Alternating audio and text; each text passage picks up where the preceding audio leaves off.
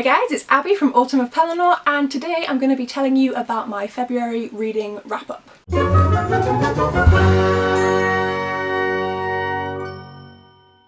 So I'm going to be telling you statistics, which I started doing last month for the first time. Rather than just doing them at the end of the year, I'm going to do them each and every month, and also just the books that I read.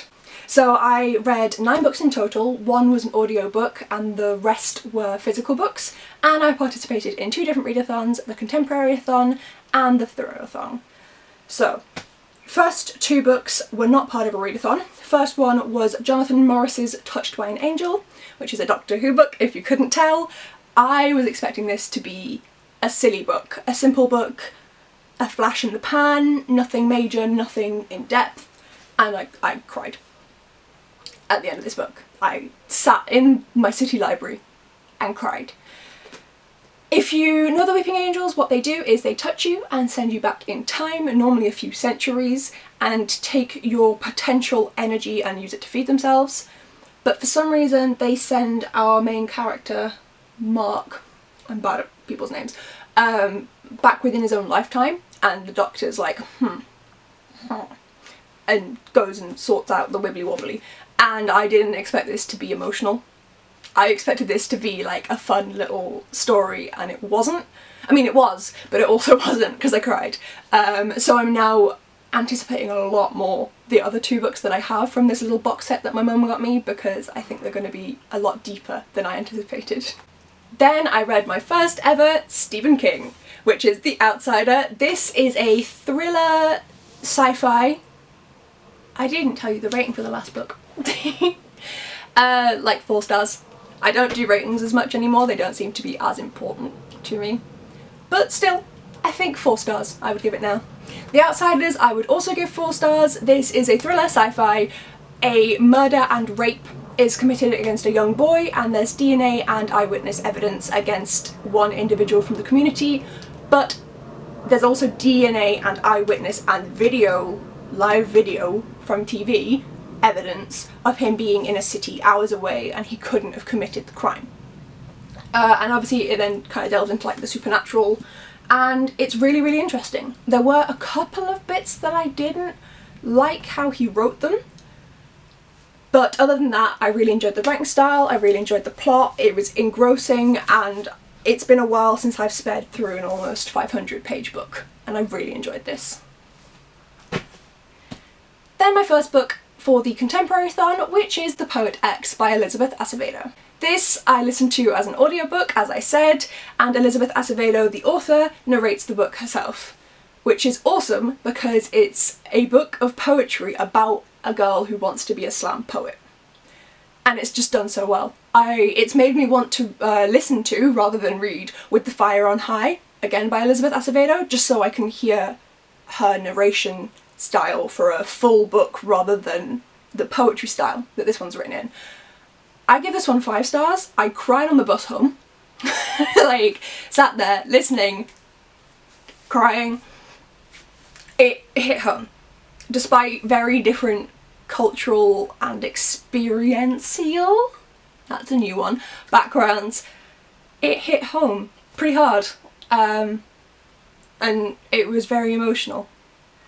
It's, yeah, as I said, it's about a young girl who is American, she's Puerto Rican, I believe, and black, and she loves poetry, and also as a teenager is starting to get into boys and like going out, and her mum is not pleased, and it's just a really interesting look at a girl trying to grow up, not too fast, just at the right speed, and society and cultural and parental expectations kind of getting in the way of that. It's a really, really interesting book, a very quick read. The audiobook, not sped up by itself, is only 3 hours long, so I definitely recommend, because most of us will listen to audiobooks sped up, so obviously if you listen to it on double speed straight away it's 1.5 hours, that's it. I definitely recommend picking this book up in audiobook format, it's amazing. Then my second book for the Contemporary-a-thon is Elizabeth is Missing by Emma Healy. This is only like a 3-star for me. It's about an old woman, Maud, who can't remember things properly, and she is convinced that her friend has went missing and nobody seems to care, where in actuality people have already told her where Elizabeth is and she just can't remember. And because she can't remember, we also don't know. It also delves back in time to when her sister went missing, when she was a child, and the plot is really interesting and really intricate, and it's written decently well, but I just struggled with Maud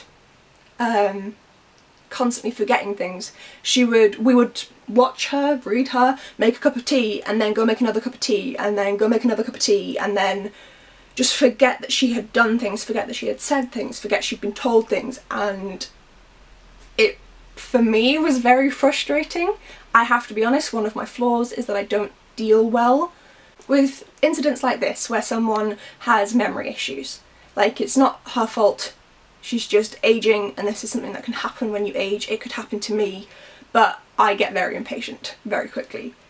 Massive personal flaw, but it meant that I got very impatient with our main character Maud very quickly. Then, still in the Contemporary-thon, I read Lana Grace Reever's The Existence of Amy. This was sent to me by the author. It's the second book she's published, self-published through Amazon, both of them. The other one, I can't remember its title, but it was a self-help book, non-fiction for mental health. This also focuses around mental health, and it follows our main character Amy, just going through her normal day-to-day life. But she has depression, anxiety and OCD, which are the three mental illnesses that I also suffer from. And I think the representation is done very well in here. Really well. It's not like the stupid OCD of, oh, everything's lined up and I like things to be tidy. It's actual OCD, actual depression, actual anxiety.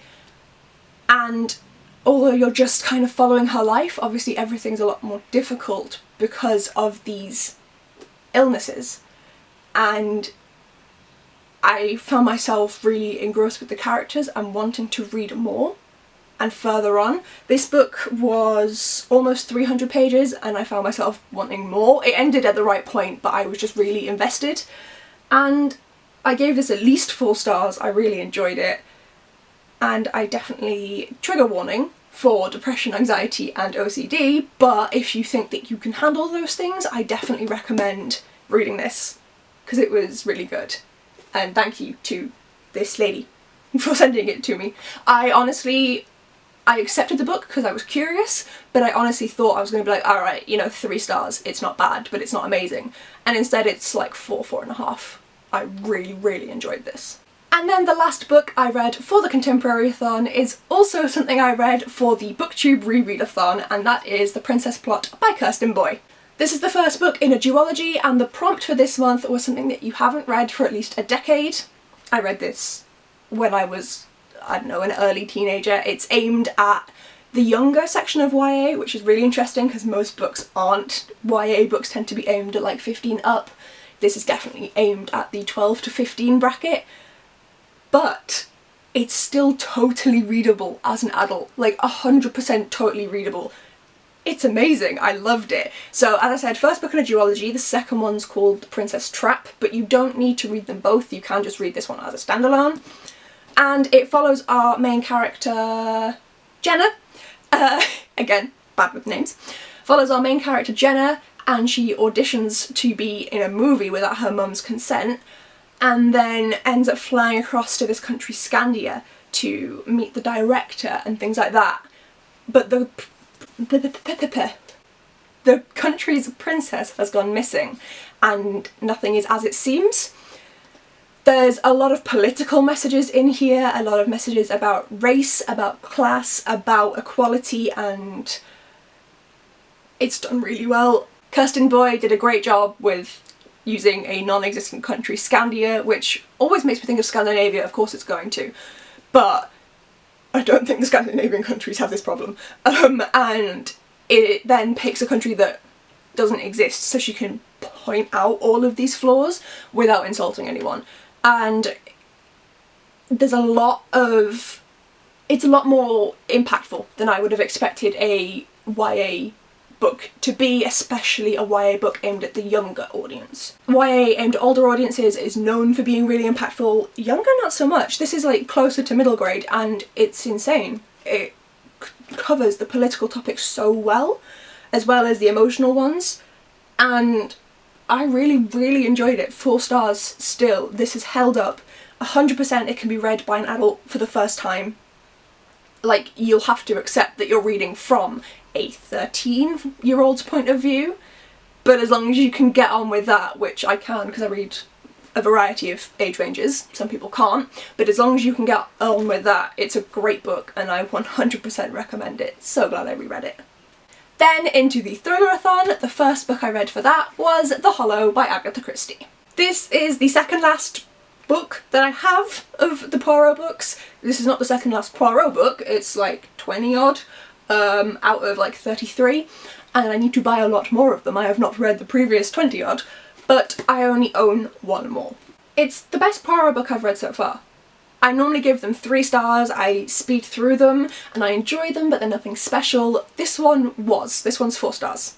We spent the first 150 pages of this book without Poirot, and although that was kind of odd at first, it really makes you get in with the characters and empathise with them and feel more for them, meaning that the rest of the book is a lot more impactful, and I love that decision by Christie. I think it was the best decision that could possibly be made. So this book is about a man who is murdered, and he's murdered at a poolside, and when everyone comes across the scene a few seconds after it happened, his wife is holding the gun to his head. So it's like, okay, who actually killed him? Is the wife being set up? What's happening? And it's just incredibly interesting. It ends like any Poirot does, it's just really enjoyable, and yeah, this is one I definitely recommend. It's my favourite cover of the ones I own so far, which is annoying because it's bent.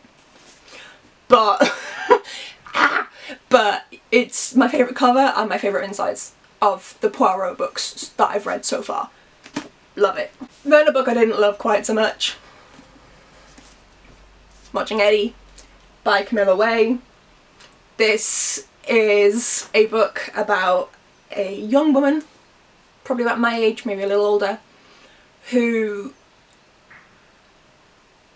she meets an old friend again, and they hadn't talked since they were about 16 when a big event happened that we're not told about till the very end, so I won't tell you, that made them stop talking. This book, the writing style, I was really interested. The plot was interesting enough to keep me reading and keep me really engrossed, but it was very manipulative. Instead of ending in a way where with a thriller you want it to hit you, to impact you, and instead of succeeding in doing that with her writing, she does it via manipulation of your emotions. And some of you might be thinking, oh, that's fine. If you knew the way that she manipulated your emotions, it's not clever, it's just the easiest possible manipulation you could do. And people's reactions to like revelations were weird, and I gave this 2 stars. It would have been 1 star. I bumped it up because I did enjoy the writing style and I was hooked for a lot of this book. I just kind of hoped it was going to improve rather than like maintain, and it didn't maintain, it like fell. So it could have been a 3 star if the ending hadn't been manipulative and had been slightly better than it was kind of going towards, but it wasn't. I don't recommend this at all. And then the last book I read this month, Dark Matter by Blake Crouch. This was the group book for the thriller-a-thon. So the thriller-a-thon had these prompts, which I haven't been paying attention to. I ended up not really reading from them. They had like, so like the person who committed the crime, like Cluedo, person who committed the crime, the room it was in, and then the weapon that was used, and you picked your TBR from that. And I did pick my TBR from that. You can go watch there, maybe the other side, my thriller-a-thon TBR video, but I just kind of picked and chose the books that I wanted to, and then didn't read any more than 3. So, oh well. This one was the group book. It was insane. It was amazing. 5 stars. I love it. This follows our main character, who is called Jason. This is a sci-fi thriller. It follows Jason when he, shall I say, wakes up? How do they describe it in the synopsis? He awakens. He's knocked unconscious by an abductor and then awakens to find himself surrounded by strangers. And after he awakens, his entire life isn't what he thought it was. His wife and his child are not things that occurred to him, as in he didn't get married and he didn't have a child in, like, now that he's woken up. And he doesn't know what's happening, and he doesn't know, like, he still wants to find his wife, but they never got married.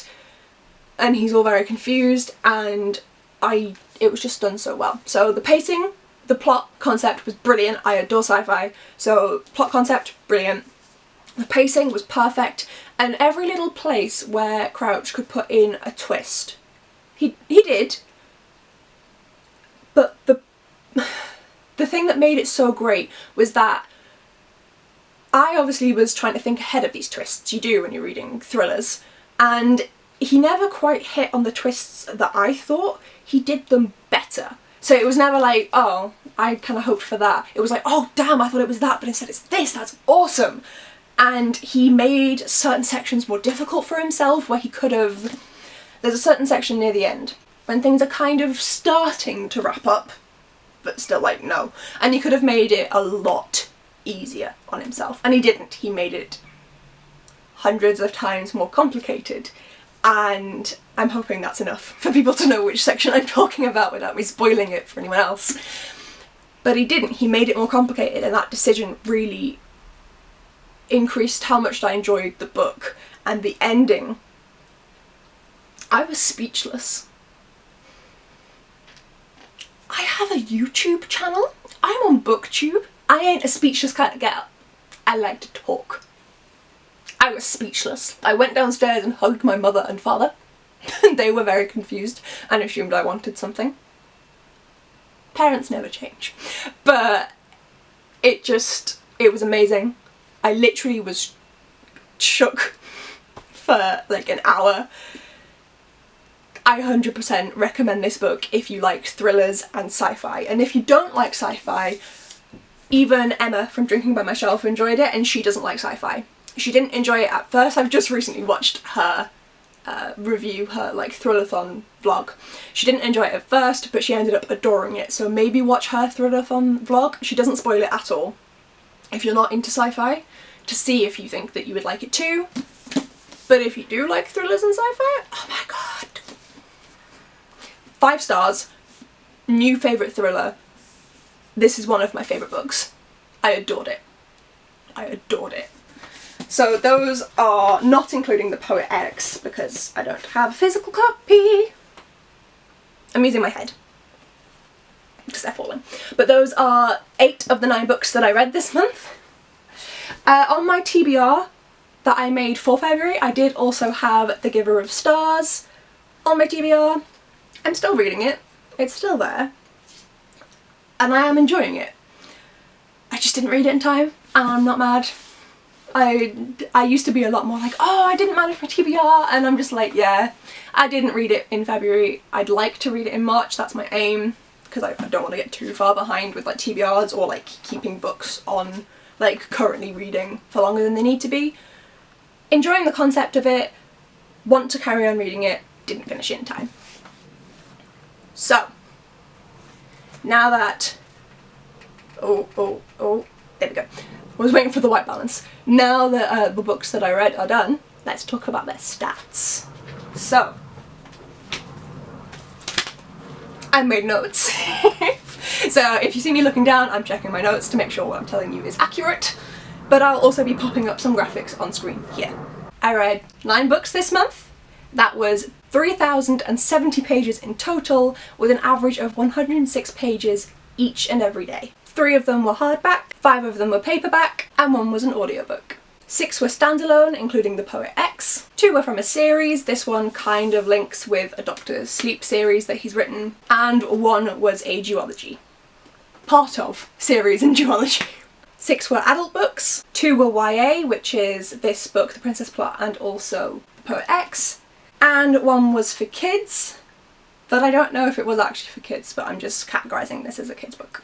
One of the works was translated. This is actually written at first in German.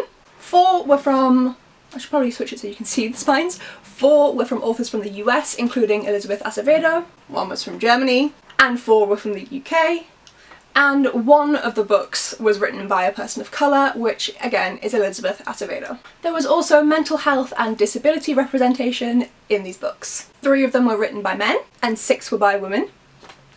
In terms of the star ratings, I had 2 5 stars, 5 4 stars, 1 3 star and 1 2 star. In terms of genre, I had 1 sci-fi, 1 fantasy, 3 contemporary and 4 mystery. 3 of the books were between 200 and 299 pages, 3 were between 300 and 399, and the last 2 were between 400 and 499. And then the years that they were published, so this is my oldest book, published in 1946. And then I had a book published in 2005, 2011, 2014, 2 in 2016, 2 in 2018, and 1 in 2019. So they are all of the overall stats, but I also have to balance the books. I had 174 books on my physical TBR shelves when I started. I read 8 physical books, which brings it down to 166. But then, yeah, I got some books. So I've just went and collected all the books that I got in February from around my room. I'll start out with the books that I bought for a total of £5 and 40 pence. I got the second 2 books, the last 2 of the trilogy of the Dark Artifices series by Cassandra Clare. I saw these at a charity shop and I already have the first one. Moving along, I totally haven't only read City of Bones. Then my lovely aunt, I went to go visit her in a city that's kind of in between where I am and where she is with my mum, which is Carlisle, for any Brits or people who know Britain. And she got me 3 books from the works. These books altogether were £5 and she bought me them. So it is Vox by Christina Dalcher, The Bonus Mercies by April Genevieve Tucholk, and Scarlet by Marissa Meyer. So Vox is a dystopian where women can only speak 100 words a day, and it kind of covers that. Let's just leave that there. Scarlet is the second book in a series where it is retellings of fairy tales. This is Little Red Riding Hood. The first one was Cinder, which is Cinderella, and I enjoyed that one. And then The Bonus Mercies is where women will be like assassins for hire, and it's considered dirty work by men, so only the women do it, and it focuses on that, which I thought was interesting. I didn't mention the plot for the Cassandra Clare ones because I don't know it, and it's the second and third book. Literally the only Cassandra Clare book I've read is City of Bones. And yet I own The Mortal Instruments, The Dark Artifices, and The Infernal Devices. On to the last books! So I'm going to link her channel down below, but the amazing Carrie from Carrying for Books sent me some books. So I've been having a bit of a tough time outside of BookTube lately, which is why I've not been as active everywhere. Typical, I've managed to keep it a lot better than it was during the Masters, but it's been tough and things are looking up slightly, but this was helped by Carrie's present, which she sent along for that reason. So first up, she sent me Long Walk to Freedom by Nelson Mandela. We were discussing this in the comments of one of her videos. I'll leave that link down below as well. She's amazing, by the way. She has so much insight and reads so many interesting books. She has a degree in law, I believe? Might be wrong, sorry Carrie. So she'll read a lot of stuff about American law and about law around the world. They're really interesting because in her reviews she summarises them, and I love that. Love listening to them, and just hearing her talk about this book obviously made me want to come and have a chat with her, and so she got me this so that I can read it too. We all know, being realistic, it's not gonna go on the TBR anytime soon.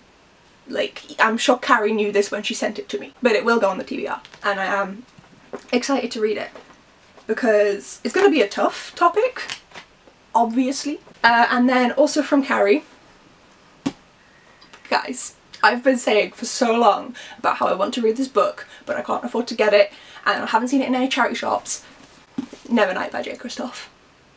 Guys! Isn't she amazing? Isn't she just, like, amazing? She got me. A non-fiction book about Nelson Mandela, yes please, and Nevernight by J. Kristoff, yes please. So I really hope I love them both, obviously. I haven't read them yet, but thank you so much, Carrie. This means the world that you were kind enough to send these. I'm still fine. I don't have to get rid of a book, because last month I did. Did I? Yes, last month I had to get rid of a book.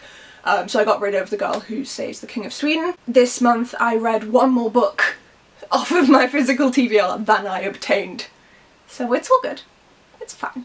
It's fine. Thank you again to Carrie. She'll never watch it, but thank you to my lovely aunt.